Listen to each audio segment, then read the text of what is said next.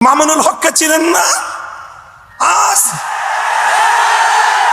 আজকে ফ্যাসিবাদ বিলোপ হওয়ার 1.5 মাসের মাথায় আমার বিরুদ্ধে অনলাইনে ফেসবুক কর্তৃপক্ষ সহ ইউটিউব কর্তৃপক্ষ সহ অঘোষিত নিষেধাজ্ঞা জারি করে রেখেছে। আমি বিশেষ করে এই তথ্য উপদেষ্টা নাহিদ সাহেবকে সতর্ক করি, আমি তার দৃষ্টি আকর্ষণ করে বলতে চাই, মামুনুল হককে চিনেন না? আজকে ফ্যাসিবাদ বিলোপ হওয়ার 1.5 মাসের মাথায় আমার বিরুদ্ধে অনলাইনে ফেসবুক কর্তৃপক্ষ সহ ইউটিউব কর্তৃপক্ষ সহ অঘোষিত নিষেধাজ্ঞা জারি করে রেখেছে। আমার নিউজ কভার করে এই পর্যন্ত বাংলাদেশে প্রায় শতাধিক জাতীয় নিউজ পোর্টাল তারা রেস্ট্রিকশনের শিকার হয়েছে। আপনারা ওখানে বিলাসিতা করেন, বৈষম্যের বিরুদ্ধে সংগ্রামী আমাদেরকে আমাদের সমস্যাগুলোকে সমাধান করবার কোন চিন্তা আপনাদের নাই। আপনারা উপদেষ্টা পরিষদ রাষ্ট্র পরিচালনা করতে পারবেন না আমাদের সহযোগিতা ছাড়া। আমার এই বক্তব্যের 24 ঘন্টার মধ্যে যদি আপনারা কোনো ব্যবস্থা গ্রহণ না করেন, আমরা আপনাদের বিরুদ্ধে ব্যবস্থা গ্রহণ করতে বাধ্য হব।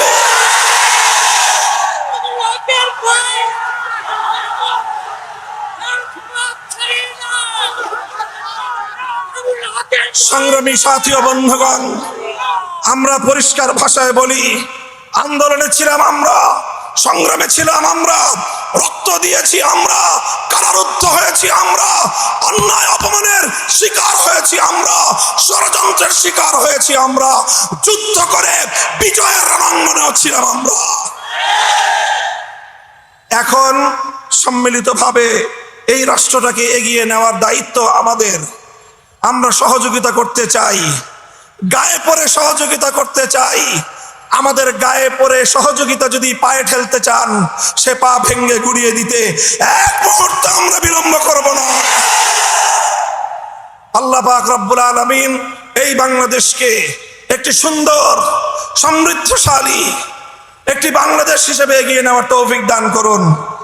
আমরা পরিষ্কার ভাষায় বলি, আমরা ইসলামী রাজনীতি করি, এদেশে খেলাফত রাষ্ট্র ব্যবস্থা প্রতিষ্ঠার জন্যই আমাদের জীবন যৌবনকে আমরা উৎসর্গ করতে চাই।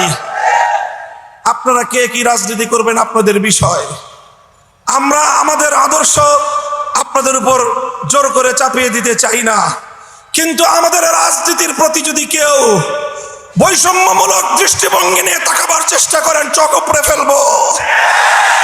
আমরা কারো করুণা চাই না, অধিকার চাই। ভিক্ষা চাই না, আমরা অধিকার চাই। অধিকার যদি সহজে না দেয়, অধিকার আদায় করে নিতে পারি আমরা। রক্তের প্রয়োজন হলে রক্ত দেই, অধিকার আমরা আদায় করে নেই। আমাদের এই কথাগুলো, আমাদের অবস্থান এবং আমাদের এই বাংলাদেশের গণমানুষের সঙ্গে আমাদের রিলেশনটাকে নতুন করে পড়ে নিবেন। যদি কেউ যদি আমাদের ব্যাপারে অন্য কোনো ভাবনা ভাবতে চান, তাহলে আপনাদেরকে রাজপথে মোকাবেলার দাওয়াত থাকলো। সংগ্রামী সাথী ও বন্ধুগণ, একটি সুন্দর বাংলাদেশ গড়ে উঠুক, বৈষম্যহীন বাংলাদেশ গড়ে উঠুক।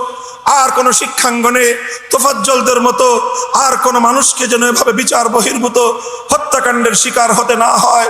সকল বিচার বহির্ভূত হত্যাকাণ্ডগুলোকে তদন্তপূর্বক প্রকৃত দোষীদের বিরুদ্ধে ব্যবস্থা গ্রহণের দাবি জানিয়ে একটি সুন্দর সুশৃঙ্খল উপনিবেশহীন, উপনিবেশবাদহীন, উপনিবেশবাদ মুক্ত স্বাধীন একটি স্বনির্ভর জাতি গঠনের জন্য যা যা করতে হয় তা করার জন্য আহ্বান এবং তার সহযোগিতার আহ্বান জানিয়ে বক্তব্য শেষ করলাম।